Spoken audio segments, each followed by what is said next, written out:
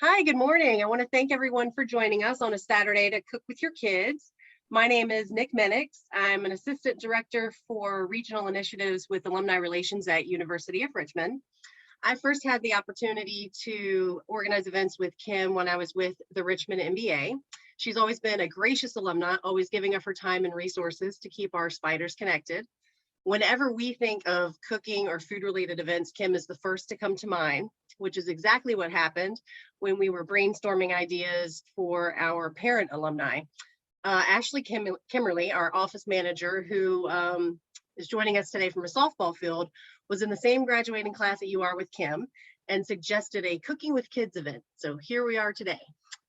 I'm going to let Kim introduce herself and take it away in just a moment. But before I do, I wanted to remind everyone that today's Zoom meeting is being recorded and we'll make it available on the University of Richmond Alumni Relations YouTube channel as soon as possible. If your situation allows for it, we do encourage you to be on camera, but to cut down on background noises, we'd like for you to keep your microphones on mute throughout, but we do encourage you to use the chat feature to ask questions throughout today's session. So without further ado, let's welcome Kim Baker. Hi, everyone. I'm going to actually turn this on and we're going to do this for U of R and the world on Instagram. So we are checking our connection, but I am, as Nick mentioned, Kim Baker, and I'm the founder of Kim Baker Foods. And today we're going to be doing a cooking class. It's a plant-based class. That is a passion of mine. I'm not a vegetarian or a vegan like many of you. I'm kind of what we call a flexitarian, right? I just like to get as much nutrition and plants in my diet as possible. So today we're just going to kind of give you a couple ideas on how to do that really easily in your life. We're going to start off with some cauliflower wings, and I think you'll enjoy it. I did study at ICE in New York City. It's the Institute of Culinary Education after I went to U of R, of course.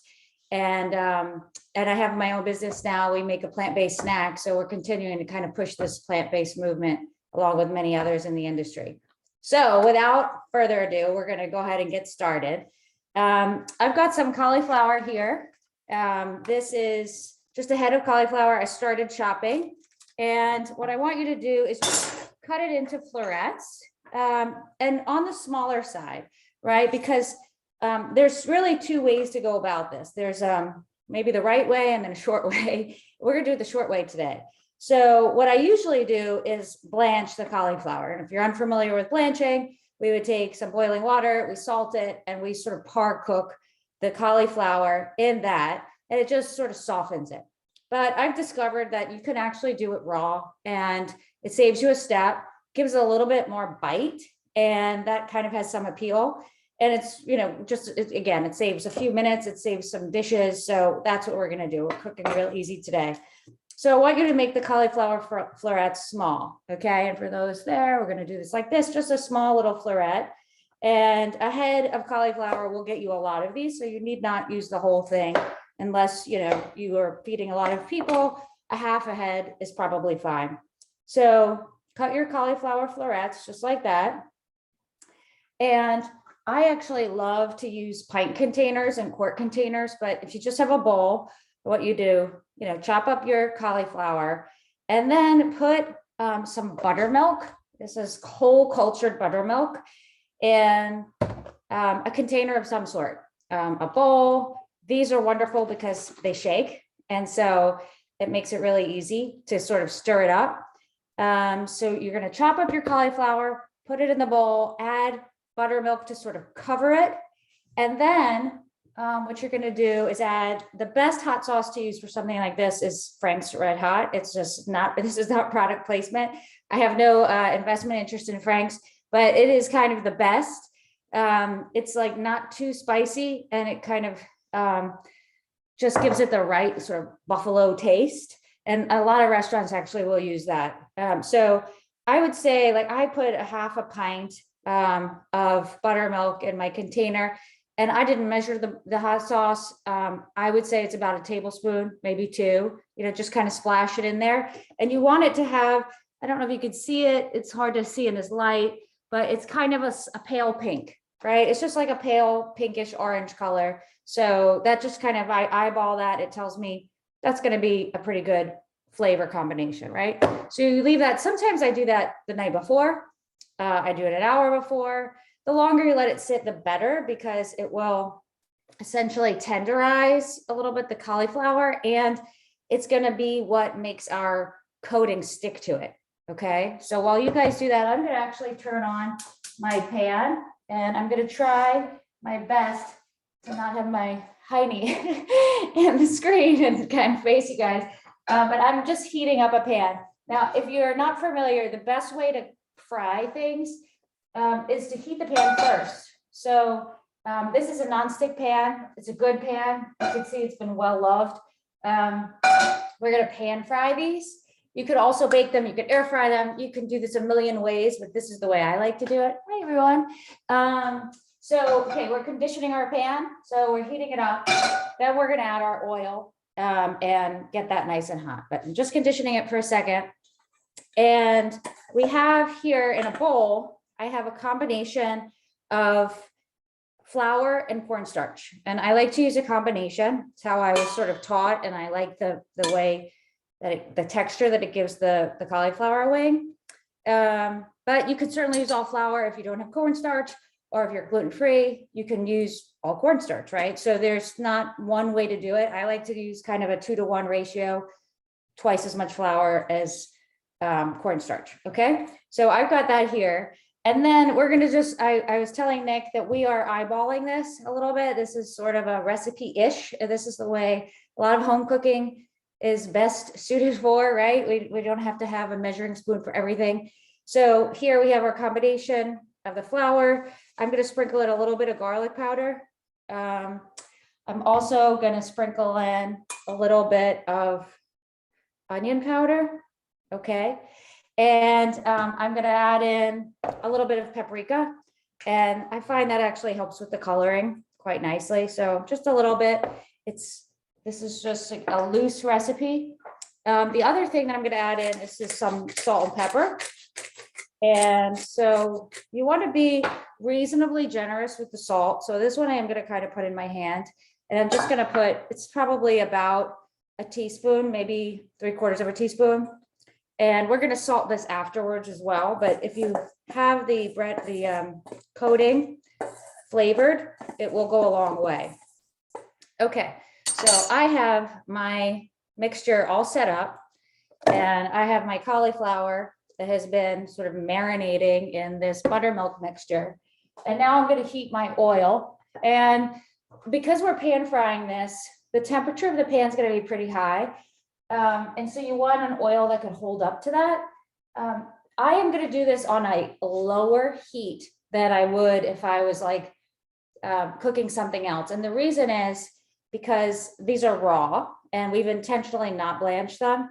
And I do want them to soften a bit. So we would call this like a low fry in the restaurant business, right? So there's usually a high fry and a low fry, different temperatures of oil. If you were to measure it, it would probably be like 300 degrees or something, right? So I like to put the heat on kind of a medium. We're not blasting it. And we're gonna get our oil nice and hot, but not to the point where, you know, you would be kind of doing a French fry, you know, real quick to get that golden color on it.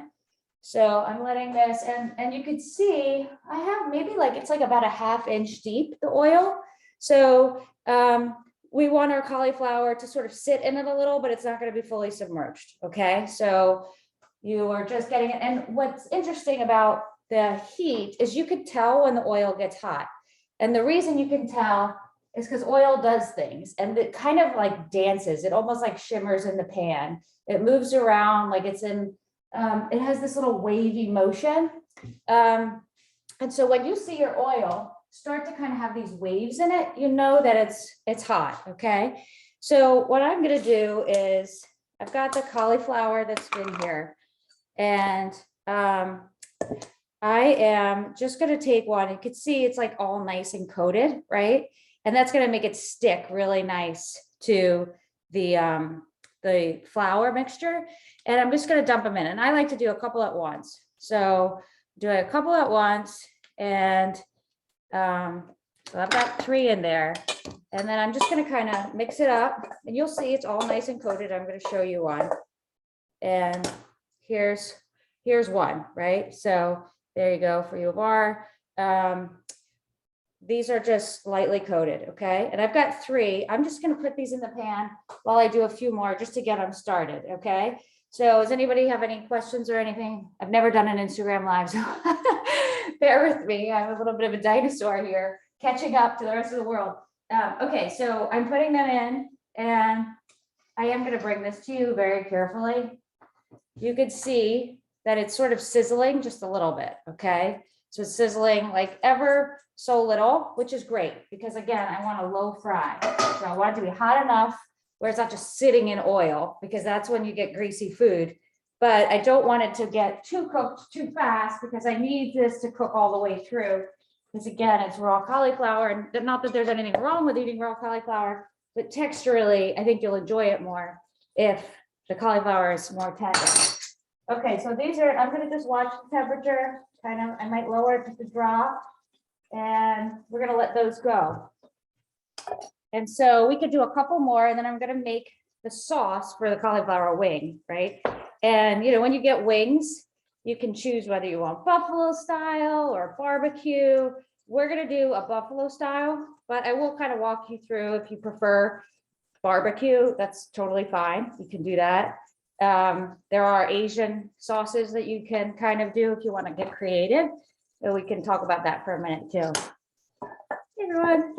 Okay, so we've got some cauliflower wings here, waiting in the wings. And we've got some frying. They're gonna need to fry for a couple minutes, right? And I'm just checking on them, which is great. They're not brown, which is good. Because again, I'm letting them cook kind of low and slow, even though we're frying it on a high temperature, but it's not as high as it might be otherwise.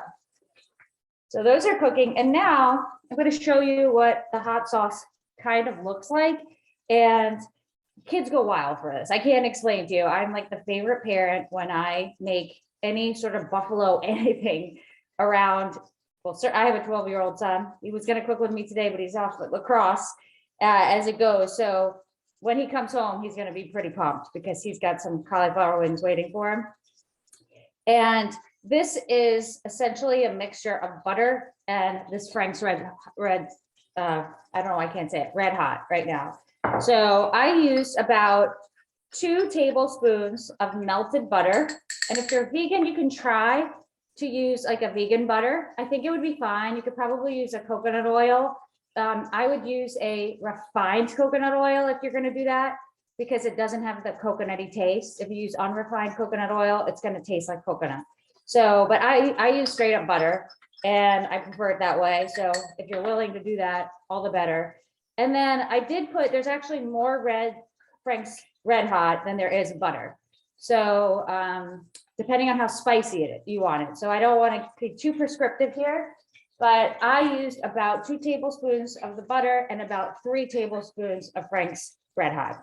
And you could do it just in a little container like this. You can do it on the stove. And it's, you know, like kind of the simplest thing. People don't know always how to make buffalo sauce. So I don't know why it sort of sounds advanced. Like, what is that? And it's 2 ingredients. Now I have done this for the kids with barbecue sauce, and it's kind of the same thing, except you use barbecue sauce and butter. And so ta-da, this big surprise. You could also do, I've done these barbecue sauces where I've mixed regular barbecue sauce, a little bit of soy sauce, and a little bit of gochujang, if I'm saying that correctly. So bear with me if I didn't, and butter. So that gives it like more of an Asian-y sort of fermented taste. And you can do this again with the cauliflower as I'm showing you, or you can do it with real chicken, right? And so this, I was telling Nick a minute ago on the screen that this buttermilk mixture has become kind of a staple in our home, right? So buttermilk is not always the most appetizing to drink, but it is really useful in cooking. And so I make real wings for the kids a lot, onion rings, fried chicken, actual like whole fried chicken, calamari. This is a great way to make calamari. So this Frank's Red Hot buttermilk mixture is a really great way to tenderize and moisten just about anything you want to dip in a flour batter and fry. right? So here, I'm gonna just bring this over to you guys so you can kind of see it. So these are, they're sort of getting a little bit brown. Can you see that? They could use probably another second. This one is a little bit browner, which is great. And so you could hear it sort of sizzling, right? So I'm just gonna let these cook for just another second, and I'm rotating them as I go, just to kind of keep even cooking so that one side isn't fully brown and then the other one's just full of flour, right? So you want to get a nice coating on these, cook them evenly. We've got our sauce waiting, and all that's going to happen is that we're going to take these cauliflower wings. We're going to put them on some paper towels just to sort of dry them up just a second. And then we're going to put them in a little bowl and just toss them with this buffalo sauce mixture, season it with a little salt, and you have the most amazing appetizer, lunch, you know, a little fun food that you can possibly have actually. And now I'm doing them on the stove. I'm pan frying one. It's easier for me to interact with you this way. But I like the taste. Some people really don't, and I understand why they don't want to fry. You can use, I think I mentioned this earlier, the air fryer or the oven, and you can actually bake them in the oven. Most recipes that I've seen on the internet that do it in the oven take kind of a flour mixture like this and milk or water, and they make like a pasty batter. And so instead of kind of soaking it and then dipping it, they make this like floury paste, and then they bake that. And so it's a wetter bake, and that works for the oven because you don't have the oil to be kind of moisturizing it the whole time. But I also find it's kind of a mess because no matter how thick I make that paste, it starts dripping down into the pan, and I end up with cauliflower and like a lot of mess on the pan. Like this is my preferred method. I think it tastes better. I think it's more controlled, and this is, you know, this is my story and I'm sticking to it. So this is how I'm going to show you, but you can also do it in the air fryer. You will need, if you do it in the air fryer, you're going to need to spray it pretty well with like a Pam or some sort of cooking spray, because that flour mixture is so dry. And so you need to coat it with something in order to give it like some decent texture on the outside. Okay, so this is it. I've got here paper towels and a plate, and I'm just going to take these out. These are great. They look great. They're going to be tender. I'm going to shut off this oil, and I'm going to kind of show you guys. This one got a little bit more brown on one side because I was talking to you. You can see this is kind of the color we're going for. It's just light. They're kind of hot too. So I have fingers of steel after cooking for so long. But so this is just really nice. This one has really nice color. This one is great. Okay, so they're just here. You just salt it while I've got it, just because when you salt stuff that you fry, you want it to be kind of right when it comes out of the fryer. It's actually really important. And if you forget, often I'll just dip it back in the hot oil, like I'll, you know, keep the oil going hot, or if I'm making multiple batches, I just sort of dip it, reheat it, and then I season it, and the salt will get more absorbed then. If you sort of leave it, forget about it, and come back to it, you're going to have salt granules sitting on top of your food. So we'll do that. I'm going to put it in this little bowl. I've only got the 3. I guess I'm kind of going to do this in batches, and I'm trying to show you guys. So we've got that. Let me grab, we're going to use this little weird spoon because that's what I've got at my disposal. I would actually, if I'm teaching you to do this right, I would put a little bit in the bottom of the bowl first, right? Just so that it's there.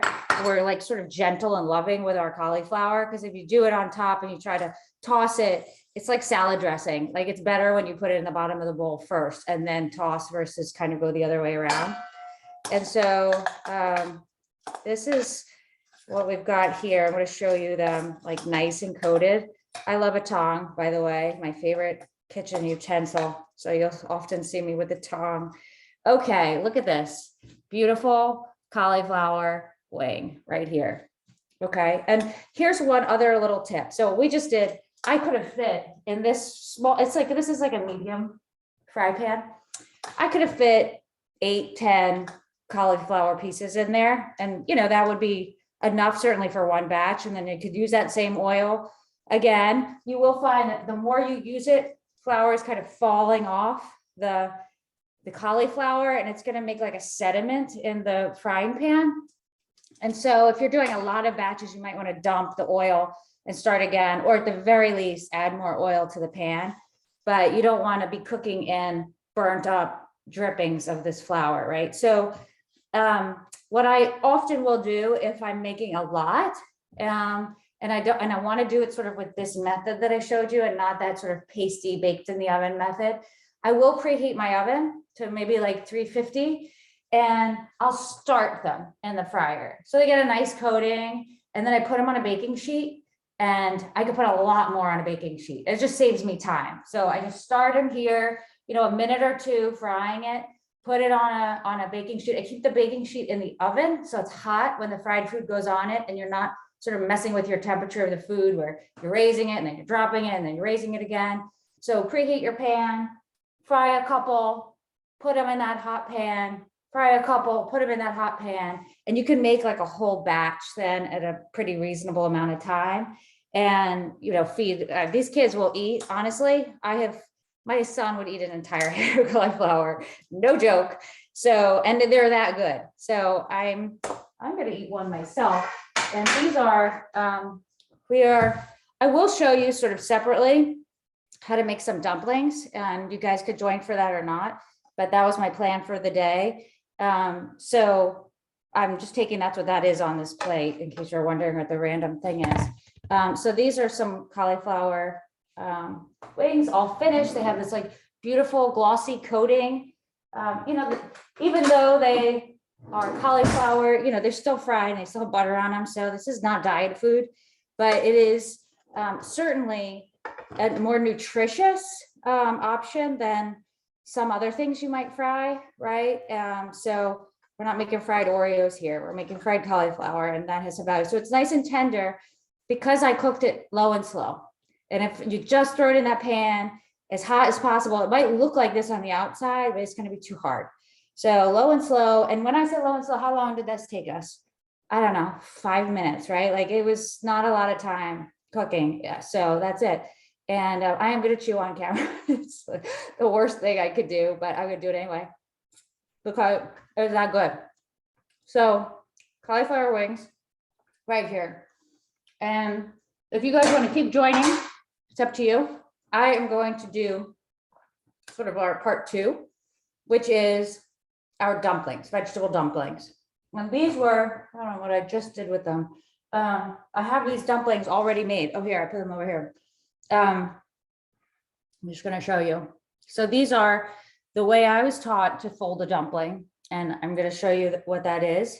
And these are just vegetable. Again, this is a plant-based class, so we are kind of going full steam ahead with our plants. And these are delicious. I've already eaten one, and they're really good. And these will take us maybe 15 minutes to make. So this is not an arduous exercise.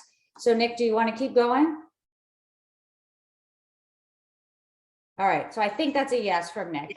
Okay, so that's a Nick. So we're going to continue on Instagram. We're continuing with U of R. So now I'm going to move my cauliflower. We're not going to use cauliflower in this recipe. Our dumplings are going to be filled with essentially 3 things. We're going to use some cabbage. I have Napa cabbage. You can also use green cabbage, which is that like thicker. This is Napa, in case you're not familiar. It like has softer leaves and like they're more curly. You could also use green. I use green cabbage all the time. And I actually love to keep cabbage at home. And the reason is it lasts so long in the refrigerator. And if you're like an ingredient hoarder like I am, you overbuy and then you like want to use everything because you don't want to waste it. Cabbage is a great thing to have because you just always have something on hand that you can make use of. And so this is the Napa cabbage. I'm going to show you, we're going to kind of chiffonade this. And so kind of roll it up and cut it really fine. And so I'm just going to do that for you right here. Now, when I use this cabbage, and if you're using the green cabbage, just cut a hunk off, right? Just cut a hunk off.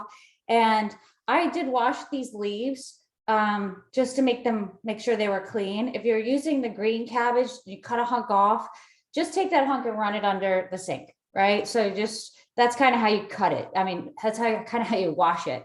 Almost like you're washing a leek, where in the middle, there might be sort of these layers, and you just want to make sure you're cleaning them off.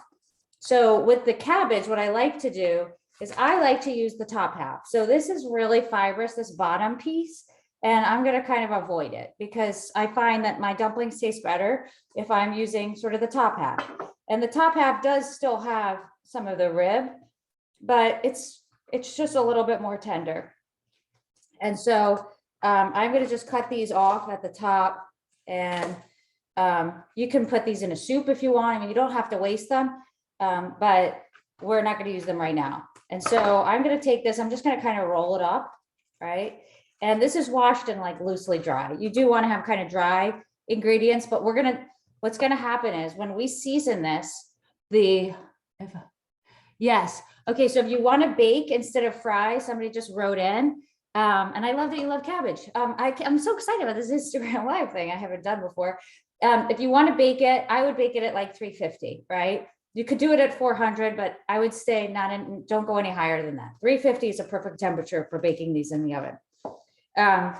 Okay, so I'm going to so I rolled it up. If you could see that, it's kind of like rolled gently and tight-ish.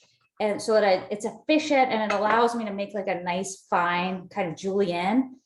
This is called chiffonade. This is how you would cut basil. If you are cutting basil, you kind of roll it up. So we're just kind of do this.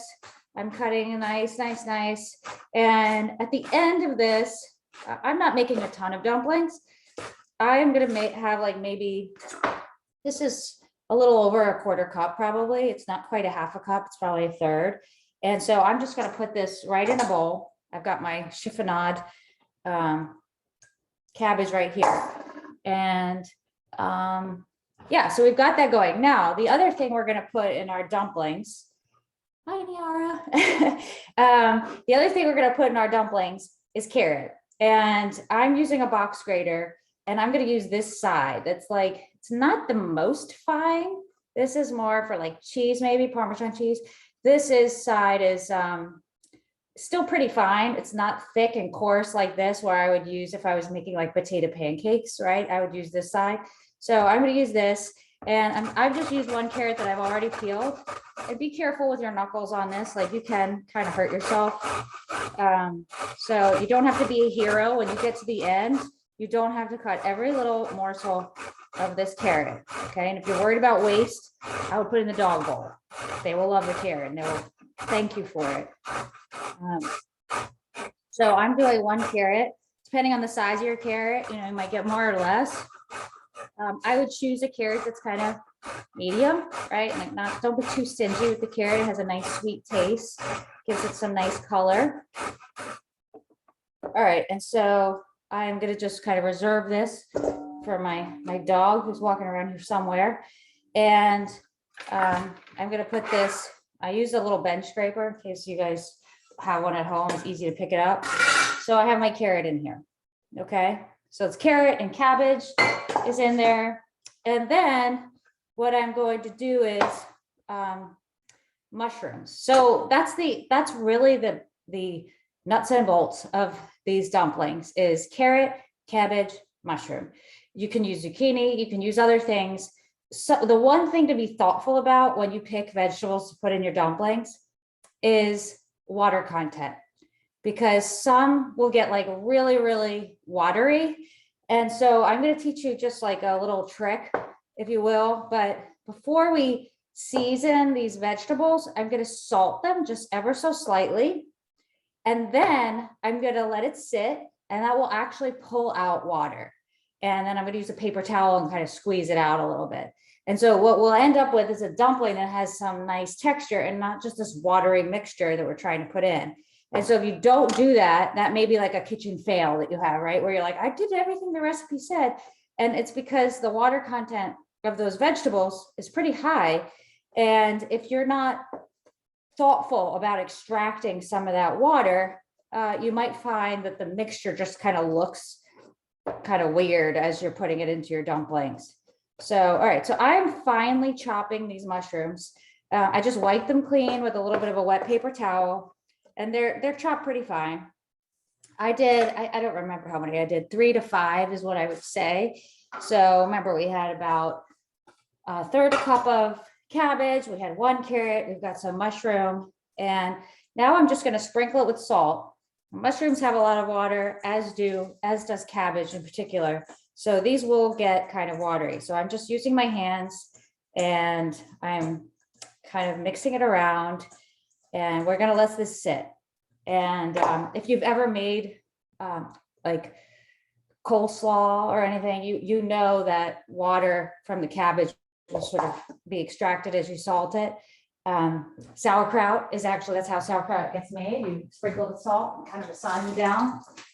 So, okay, so we have our dumpling mixture just being cooked. Hi, Ken, little boy, hi. I love seeing these familiar names on this. This is so fun. Okay, so we have our dumpling mixture, and we are going to do a couple things to kind of get ready. So one, we're to steam them, certainly first. You can pan fry them, but no matter what, you're going to steam them first, right? And so I'm going to start with the steamer. Now I have just a steamer basket, and I have about 1 inch of water in the bottom. I'm going to turn this on nice and high just to get that boiling underneath and the steam really rising into it. If you do not have a steamer basket, Nick was mentioning she uses a colander, sort of like the way you might extract pasta, I think, from a pan. Or what I do is I had a piece of tinfoil here. This is like a real kind of ghetto move, but I do it anyway, and I'm proud of it. Is if I don't have my steamer, I poke it with like a fork, just gently, so that it has some holes in it. And then I kind of layer it on here, and the steam will rise from the bottom and come through those holes. And you still have to cover it, and you could cover it with tin foil, but that's a way to make kind of a makeshift steamer basket. Is just get a knife. If you had heavy duty foil, even better. But get it, poke some holes in it, and then use some sort of cover on top, either a real cover or a tinfoil cover. And that's just like a little life hack. But I've got a real steamer basket going. I'm going to let that come to a boil. And I'm going to show you, I have a couple already kind of made. So while this is going, I'm just kind of softening and the water coming out. I'm going to show you, we're going to kind of flip back and forth how to do it. So here I've got, and these will kind of dry out. So I set these out before class, and they're sort of getting a little hard now too. So you might want to cover it with like a damp towel if you're going to do this in advance. I did not. So I'm going to just get fresh ones just so they're nice and tender. And these are vegan. They are a wonton wrapper. So if you look for dumpling wrappers, you're like, I can't find any. They often call them a wonton wrapper. You could get them. I got these like in a regular grocery store. You can also get them in like an Asian market. I have found the ones in the Asian market tend to be, they have a lot more selection, and they'll have round ones, they'll have square ones, but these I think are the most readily available. So we're going to use this, and I'm going to show you how to sort of fold the square one. So the round one, you could do more of like a crescent shape, you sort of pinch it, but we can't really do that with the square. So I'm going to show you how to do this with a square one. So what you're going to do is you lay it flat, like get a cooking sheet and put a couple of them out on the cooking sheet. You want to kind of create a system, right? So lay out, whatever it is, 6 of them, 9 of them, 12 of them. And you want to do these almost like an assembly line. It just makes it so much easier. And so you got them all out. I've got now a total of 9 sitting out. And then you have your finished mixture, which we haven't finished ours because I'm letting it sort of soak. But you could see here that I have some that I was making these earlier. There's just a little bit left in this bowl, but I'm just going to show you how to do it. So you take your mixture, and you really don't have a lot. Like I'm talking a teaspoon. It's a very small amount of mixture. And you put it kind of in this little corner. So it's in, if you were to fold this in half, it's on 1/2 side, kind of right in the middle, okay? And the reason for that is that you need room to fold, right? And you need room to sort of adhere. And so this is one of my nice soft ones that I just pulled out. I'm gonna put a little teaspoon in here. And so you can really kind of see it. That's it right there. And then you need a little container of water, okay? Little container of water, and you use your fingers. So it's like finger painting right here. Just a little cup of water, put your, whatever, your pointer finger in, and then on two sides, like a right angle, right? Like that, you're going to moisten. And it really doesn't matter which right angle you pick, if it's the left or the right. Just put it on two adjoining sides, right? Just lightly, not too much. And then fold it over. So the part that's not wet is meeting the part that is wet. Okay. And so I have now a triangle. I've made a triangle, and that little teaspoon of filling is plenty big enough. That's all we need. That's all that will actually fit. If you overfill, you're going to find these things popping out. Like it's going to be a mess cooking it. So don't overfill it. And you will overfill it, I'm sure, because I've done it many times, but you'll practice and you'll be like, oh, okay, that's too much. So, so we made our triangle. Now I'm going to turn it where the triangle has its point downward. I'm going to wet my fingers again, and I'm going to just moisten these sides. I'm going to call them the wings. Okay. So I'm just going to moisten these little wings, and the bottom I'm not moistening.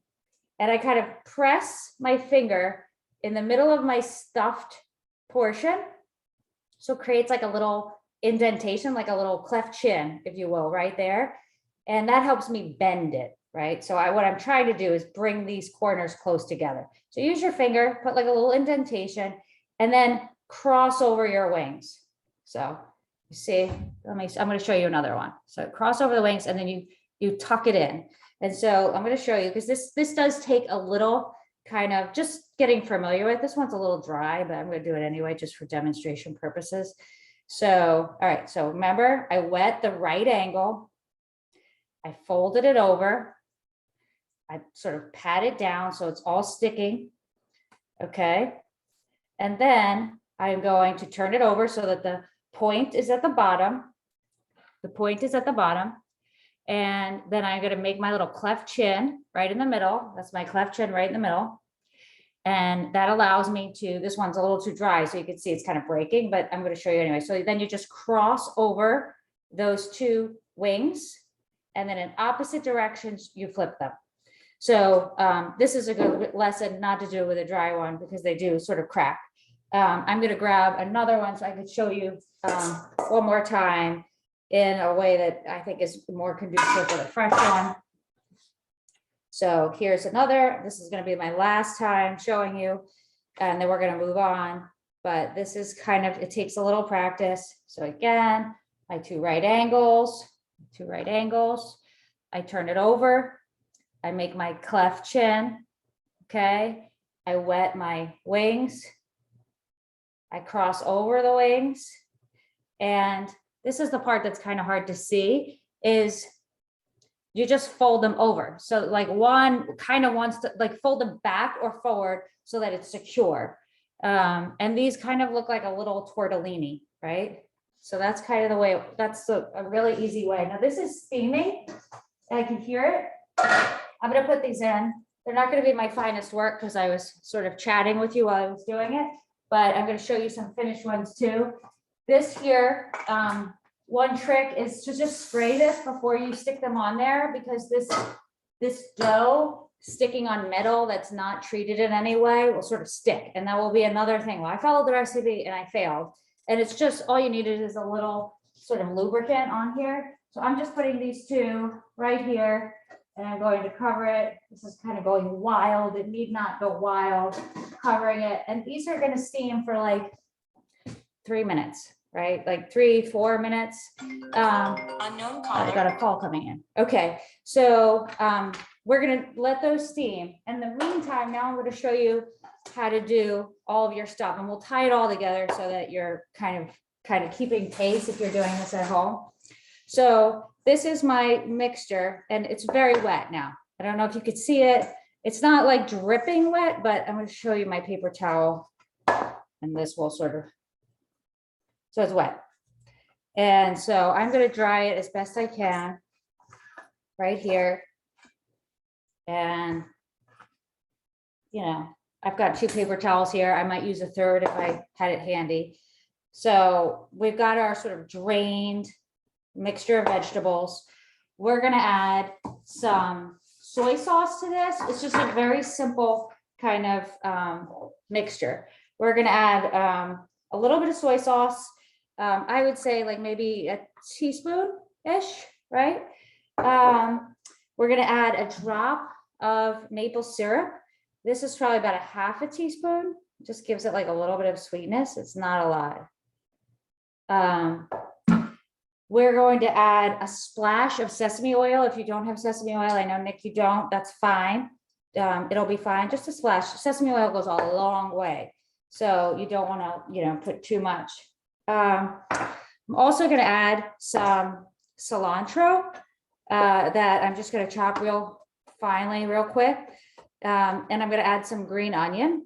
That if you don't have green onion, I do think an onion taste is nice. I would put like the tiniest, like a teaspoon of chopped regular onion if you don't have the green onion, because the onion taste is a nice thing to have.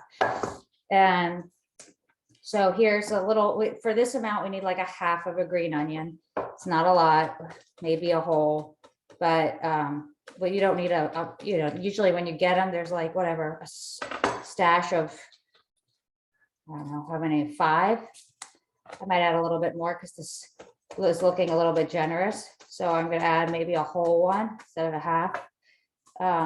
Okay, so this is my mixture right here. You can see it. It kind of looks beautiful in color. It's got green onion, it's got the cilantro, it's got the cabbage, it has the carrot, and it has the mushroom. And so we're going to kind of mix that up. And we're gonna also sprinkle in just a drop of garlic powder and a drop of ginger. And I'm using the powdered form of ginger. I have used regular ginger before, and it is strong, right? If you use raw ginger, you will pretty much taste raw ginger. So if you're gonna do that, some people cook this mixture first. I would recommend if you're gonna use raw ginger, you might wanna cook it first. Saute it a little bit and then kind of use it. So here's sort of our mixture now. And I'm gonna add just a drop more soy sauce because I feel like it was a little stingy. And so I wanted to see it, like I want the color to have a little bit of that soy sauce color on it. And but I don't want it to be overly salty either. So you can taste it.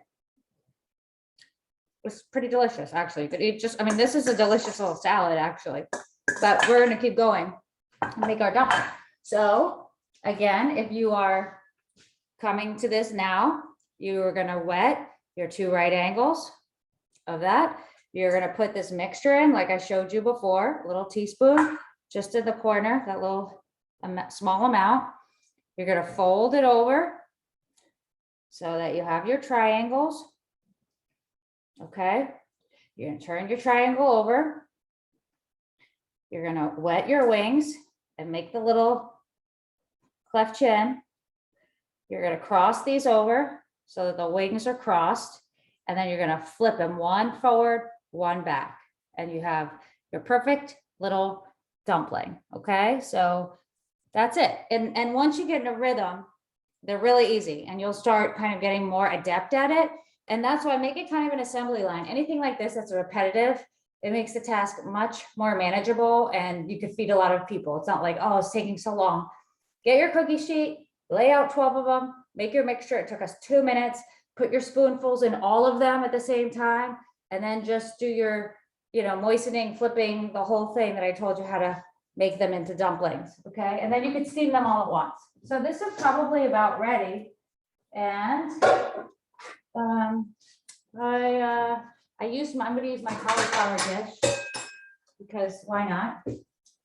And they're not sticking because I was smart enough to remember to put that in there. And these are now your delicious dumplings. Like, they are perfect. They haven't opened, so they are perfect. You could sort of see the vegetables through it, that it's like cooked through and tender. And this is all you need. And now if you wanted, you could pan fry these and just flash them in a hot pan with just a little oil. And that will give them the like crispy outside, but you do kind of need to cook them a little bit first and steam them. I've also boiled them, and that's another way to make it, and it's actually fine, but I prefer them to be steamed. So I have a little bit of a mixture here that we're going to use as a dipping sauce. I'm just going to tell you what's in it. I'm not going to show you because it's so easy, right? So you're just going to put in a little bit of soy sauce. I think I use 2 tablespoons. Just a couple, like, this is an eighth of a cup. Eighth of a cup is 2 tablespoons. Put some soy sauce in. Put the juice of a half a lime, depending how juicy your lime is. Mine actually looks so dry. It was like not that fresh, to be honest, my lime. So I ended up using a little rice wine vinegar. You just want like some sort of acid. If you really needed, you could use a little orange juice too. Okay, like you just want some acid with your soy sauce. I used a little pinch of chili paste. I like to use sambal. If you don't have it, it's fine. It just gives it that little heat. You could try to use something like a red pepper flake, or they have other sorts of chili pastes.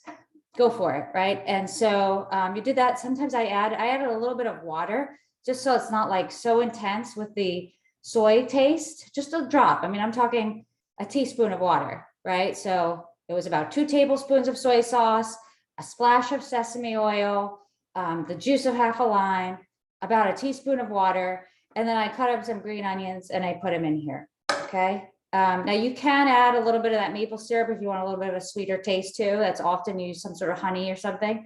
And that's it. You dip it and you're ready to go. So we made 2 amazing, if I do say myself, plant-based things that are like crowd pleasers. Kids love them. You'll love them. You can make them like for a party. You can just make them on a Saturday afternoon, right? Like we're doing today.